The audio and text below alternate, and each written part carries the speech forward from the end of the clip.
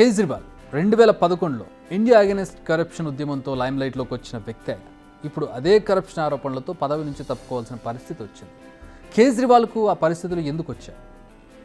ముందుగా మనం ఆయన పొలిటికల్ కెరీర్ను షార్ట్గా రివైండ్ చేసుకున్నాం.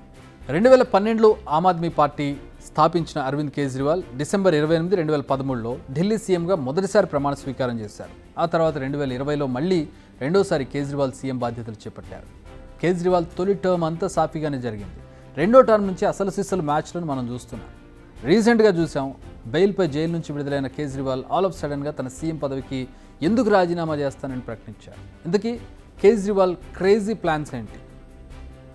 విధి ఎంత విచిత్రమైందంటే అవినీతికి వ్యతిరేకంగా ఉద్యమాలు చేసిన వ్యక్తికి అవే అవినీతి మరకలు అంటుకున్నాయి. ఇదే ఆయన క్రెడిబిలిటీని దెబ్బకొట్టింది. ఆయన మళ్ళీ జీరో నుంచి రావాల్సి ఉంది. అందుకు కేజ్రీవాల్ ఎంచుకున్న అస్త్రమే రాజీనామా.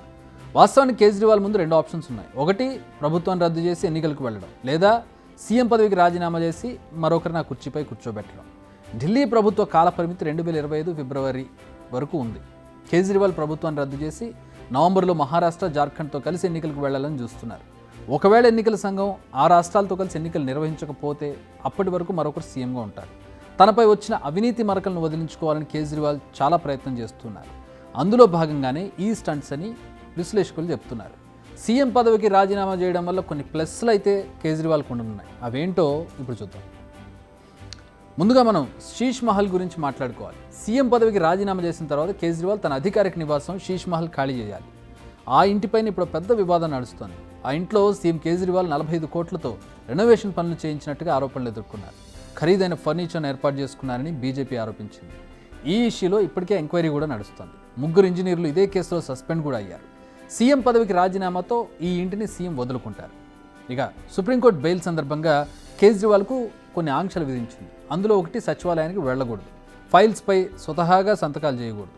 కేజ్రీవాల్ సీఎంగా ఉన్నప్పటికీ తన ఆఫీస్కు కనీసం సచివాలయం కూడా వెళ్ళడానికి వీల్లేదు. ఆయనకి ఫైల్స్పై స్వతహాగా సంతకాలు చేయడానికి లేదు. ఫైల్స్ లెఫ్టినెంట్ గవర్నర్ అప్రూవల్ తర్వాతే కేజ్రీవాల్ సంతకం చేయాల్సి ఉంటుంది. లెఫ్టినెంట్ గవర్నర్ ఎవరు? బీజేపీకి అనుకూలంగా ఉంటారు. అంటే పేరుకే సీఎం, కానీ ఏం చేయలేని పరిస్థితి కేజ్రీవాల్ది. ఇటీవల government of national capital territory of Delhi చట్టానికి సవరణలు చేశారు.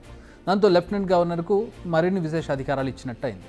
తాను తప్పుకోవాలనుకోవడానికి ఇవన్నీ కూడా కారణాలే. ఉన్నా లేనట్టే ఉండేటటువంటి పోస్ట్లో ఉండడం ఎంతవరకు ఉపయోగం? రాజీనామా చేశాడని ఒక పేరన్నా మిగులుతుంది కదా అనేది ఒక యాంగిల్. కేజ్రీవాల్ ఎపిసోడ్పై అన్నా హజారే కూడా స్పందించారు. అని ఏమన్నారు ఇప్పుడు చూడండి. मैं पहले से ही बता रहा था,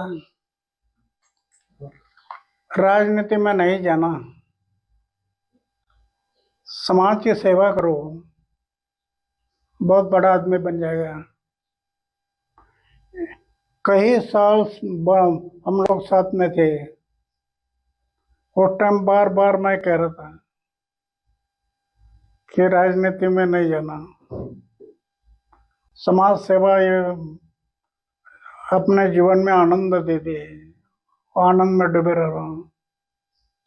लेकिन उसके दिल में नहीं लगा, वो बात आई नहीं। और आज जो होना तो हो गया। విన్నర్గా అన్నా హజారే ఏమన్నారు? రాజకీయాలు వద్దని తను మొదటి నుంచి చెబుతూనే ఉన్నానని, కానీ తన మాట వినకుండా పాలిటిక్స్లోకి వెళ్ళాడని అంటున్నారు. ఇప్పుడు ఆ నిజాయితీ అతని గుండెల్లో ఉందో లేదో తనకెలా తెలుస్తుంది అంటున్నారు ఆయన. సిసోడియాతో సహా కేజ్రీవాల్ ప్రభుత్వంలో లేకపోతే పార్టీని మరింత స్ట్రెంథెన్ చేయడానికి వీలుంటుంది. ఇదే స్కెచ్తో ఆప్ నేతలు ముందుకు పోతున్నట్టుగా కనపడుతోంది. ఇక్కడ ఇంకొక పాయింట్ కూడా హైలైట్ అవుతుంది. అదే హర్యానా ఎలక్షన్. బీజేపీ అధికారంలో ఉన్న హర్యానా అసెంబ్లీకి మరికొద్ది రోజుల్లో ఎన్నికలు జరగనున్నాయి. అక్కడ బీజేపీని గద్దె దింపడమే లక్ష్యంగా కేజ్రీవాల్ పనిచేస్తున్నట్టుగా తెలుస్తోంది. హర్యానాలో ఆప్ ఒంటరిగా బరిలోకి దిగుతుంది. యాక్చువల్గా కాంగ్రెస్తో కలిపి వాళ్ళు ఉమ్మడిగా దిగుతారనుకున్నారు, కానీ ఎవరికి వాళ్ళు ఇప్పుడు అన్ని స్థానాల్లోనూ వాళ్ళు దిగుతూ ఉన్నారు. ఇక పట్టణ ఓటర్లపై ఆప్ ఎఫెక్ట్ పడే అవకాశం ఉందట. అందుకే కేజ్రీవాల్ ఈ 2-3 నెలల్లో సీఎం పదవిని వదులుకొని అక్కడ గ్రౌండ్లోకి దిగి ప్రచారం చేయాలని భావిస్తున్నట్టుగా తెలుస్తోంది. సో ఇది కూడా అందుకు ఒక స్ట్రాటజీ అని చెప్పుకోవచ్చు. So let's wait and see ఈయన స్ట్రాటజీ ఇటు ఢిల్లీలో అటు హర్యానాలో 2 దిశలుగా ఏ విధంగా వర్కౌట్ అవుతుందనేది కాలం తేల్చాలి. బిగ్ టీవీ అవుట్లుక్ కథనాలు నచ్చితే వెంటనే బిగ్ టీవీ ఛానల్ ను సబ్స్క్రైబ్ చేయండి.